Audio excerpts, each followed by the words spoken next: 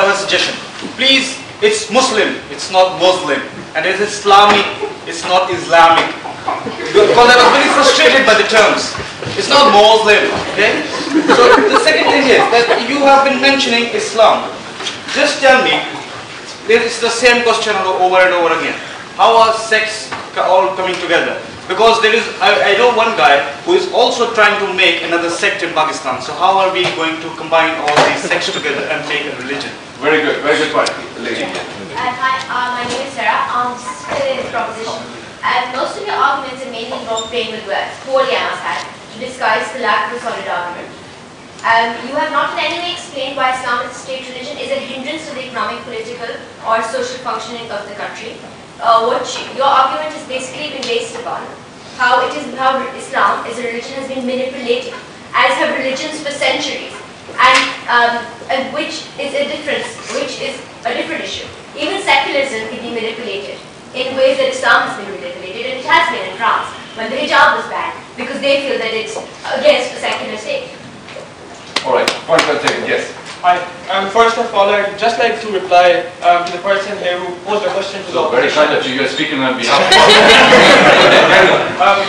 he talked about the laws for 150 sects of Islam. First of all, the constitution specifies the laws for the whole of Pakistan, and it does not define laws for every single sect of Islam. This debate is basically about it's not about inter-religion but between religions. It's not between intra-religion and inter-religion. So the debate is primarily between Islam and the rest of the religions. Second of all, my only question is, if you go to the halqas where the elections are actually held, you see all of the people, all of them vote in the name of Islam. If you want to make Pakistan a secular state, change those people's views first and then talk about Islam being a state religion or not. Okay, thank you very much. They were clear definition of the secularism they were proposing. Number one, the secularism they were proposing was not a complete divorce of state from religion. They were proposing a secularism based on Islamic principles. And Islamic principles are the same as any religious principles and humanities principles.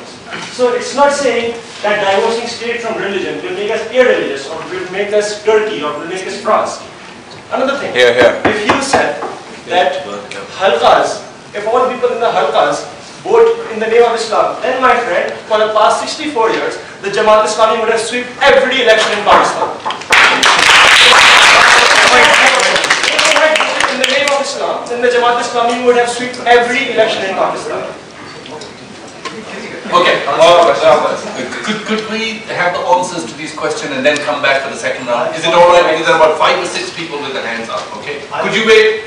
Let them give them a chance and then we have lots of time, okay? Nobody will be left out, please. Please, we've got time, please. Yeah, let's tackle with these questions and these observations first and then we'll have a second. You want to go first? Sure. Okay. I think let me just take the question about how secularism, I mean there's been plenty of questioning about what secularism is, what its advantages are. Let me just again redefine it. I've done that twice, and so have other speakers. If you didn't listen at that time, secularism. By secularism, we mean a secular state should be one which does not prefer one religion or another. Does not mean one that would kick out religion from a country. Does not mean a state that would take sides. Just one that would be impartial to the idea of religion, as it is to the idea of race or caste or creed. Doesn't have to be atheism. There's a big difference between the two. How do you define secularism? There are different interpretations. The way there are different interpretations of Christianity, of Islam, of Judaism, of Hinduism, of communism, of socialism. So definitely secularism in Turkey is very different from secularism in India. Secularism in India is different from secularism in China. It's more atheistic. And then secularism in France is very different. And this whole issue of burqa, you know, I mean, only 1,900 women in France wear burqa, but this is again linked with secularism as it was imposed or appropriated in France more than 100 years ago. It's also to do with Sarkozy's politics. But we move on. Yeah. You will have your time. You'll have your time. Then we'll give you time. Yeah. Because we're coming back. We're responding to the questions and observations made there. Okay. So very briefly about the advantage of secularism. Yeah. I think in Omer's argument about the different ills that resulted from an Islamic state, it was implicit that things such as Ahmadi rights or rights against the Christians, those blasphemy laws, would simply not exist if a secular state was in place. If the state was not biased towards Muslim against Christians in any way. So the advantage of secularism, and in my speech I pointed out explicitly that the very fact that all sects of Islam and all non-Muslim religions would be freely able to practice their own religions and develop their personal legal systems is in fact the basic fundamental advantages of secularism. As far as political, economic, social policies are concerned, that is the very next debate. Once we settle the question of whether Pakistan is Islamic state or not, then we move on towards developmental laws or extend into other religious communities. They only cover Christianity, they cover the royal family, they cover, I think, Judaism, and Sikhs are also defined as a religious community. So there's lots of different, so it's not just problem with Pakistan. I'm not coming to the rescue of Pakistani state. I'm just saying wherever the blasphemy laws are in place, there were all kinds of contradictions. We know about Saudi Arabia, there are contradictions there. Vis-a-vis the Shia. We know about Iran, what's there? That there are contradictions in Iranian laws vis-a-vis the Sunnis. So there are these problems, but this is a larger issue, macro issue. Okay, here we go. Just wanted to answer my friend regarding the benefits of secularism. I think this is, like Sohaib said, a very long debate if we get into the benefits. What we're proposing at this time, in this short time, in 8 minutes, obviously there's only so much that we can propose. We're proposing a level playing field for all social, religious and ethnic groups living in Pakistan, and there's no rocket science that the rest of the world has progressed based on these principles and we cannot. So we're just proposing a level playing field for all different social, religious and ethnic groups residing in Pakistan. That's it. And as for the questions, your question about religion being sort of a factor in voting in the halqa or in the elections. In 2008 elections, right, Pakistan People's Party, which is profoundly secular in its outlook, secured 38.25% of the total vote cast. Pakistan People's Party has never used religion in any of their manifestations, in any of their influence. And ANP makes significant gains. So overwhelmingly, we've always been above the 50% mark in terms of voting for secular parties. Parties which say they're secular, not just pose they're secular like Nawaz Sharif. Say that they're secular, right? So I don't think that this is a very big sort of reason why people vote. Yes, there are local loyalties towards people who may be affiliated to one sect or the other, especially in southern Punjab.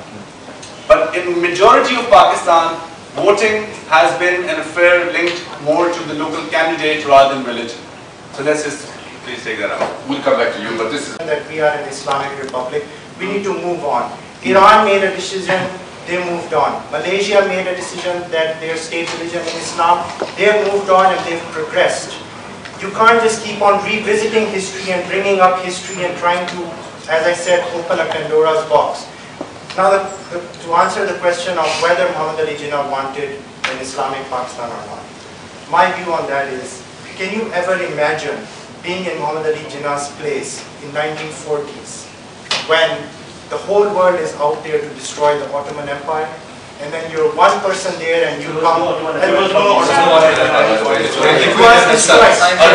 Earlier, in the 1930s, the Ottoman Empire. No, 1924. So, you cannot deny that the Ottoman Empire did not exist. There was a lot of pressure from the powers to be, as you mentioned, for any country to be Islamic. There was a lot of antipathy towards Islam, and Muhammad Ali Jinnah could never have stood up there at any platform and claimed that he wanted an Islamic Pakistan, even if he did want it from his heart. And I think both points of view you can manipulate Muhammad Ali Jinnah's speeches in whichever way you want, but it would have been inconceivable for him to actually blatantly ask for an Islamic Pakistan. Although one can argue that that is something that he was fighting for. You guys, again, your chance, third time, but those guys are, I'm sorry, yes. Yeah, okay, the last one. It was also adopted by the Romans, and the republics that we have today is something that has come out of the Renaissance. It's a completely Western idea. And so then you try and match this with Islam and say that, this is an Islamic thing, when it is actually a completely Western idea. But then you've mixed some ideas of, Islam with this and saying, oh no, now Islam's going to be the main religion of the republic.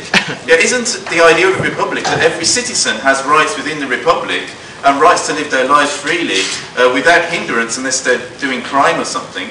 Which, of course, if you have an Islamic Republic, that is not the case, because some people are discriminated against, simply because if you take a very literal understanding of Islam, as this gentleman down here said, people of certain minorities that are not covered by Islamic protection within the Quran, would not be protected, and that, in real terms, they'd be discriminated against. Even groups like the Jews, which are actually protected within the Holy Quran, are actually discriminated against due to ignorance. So, my question is basically, what about the Islamic Republic? Oh, it's such a wonderful system. Oh, it's a utopian idea. Just let it be. And there is an answer. It's absolutely, tragically wrong. So this question is valid. I think, Hasan, to point out, it was good that you clarified that those personal attacks weren't really meant to be personal attacks. But I think it was again symbolizing something, that just asking this question evokes personal attacks.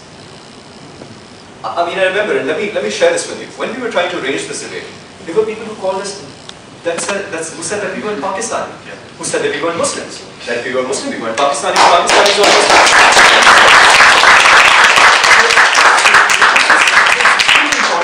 There was infight within the community whether this debate should happen or not. Let's just be clear about it.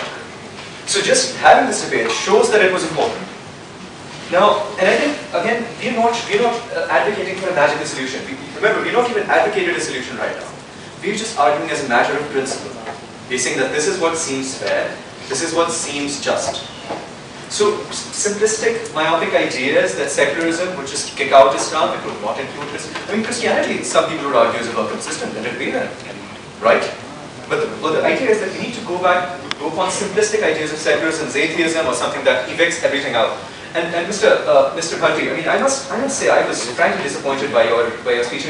Just remember, secularism wouldn't evict any hilals or sitaras of the flags. It would pluck the scarves. It would shave beards. That's not the idea. That's actually antithetical to the idea of secularism, which actually prevents all this from happening. So you're assuming one particular definition, and I think I really admire that Hasan agrees that we are coming up with a specific moderate definition of secularism as well.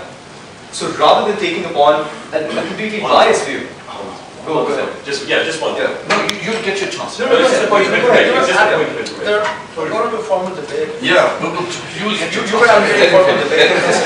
Hold on. Yeah. So Mr. Bhatti, having secularism has nothing to do with sanitation or litter on the streets or transportation or pollution or everything else. That, as I mentioned in the first question, will come later. This is just a matter of principle. I'll also say that you mentioned that the state patronizes some of these acts. The state, again, that was my whole point. The state just sits back and looks. The state is just a viewer. The state just lets a lot of things happen in Pakistan. And that's part of our dysfunctionality. It's not stepping up to the plate to tackle the problems of Pakistan. Whether it be Islamic issues, or whether it be economic issues, whether it be even secular issues. It's not stepping up to the plate. We need strong leadership, we need sensible people, we need people who are tolerant, and we need to give these people time.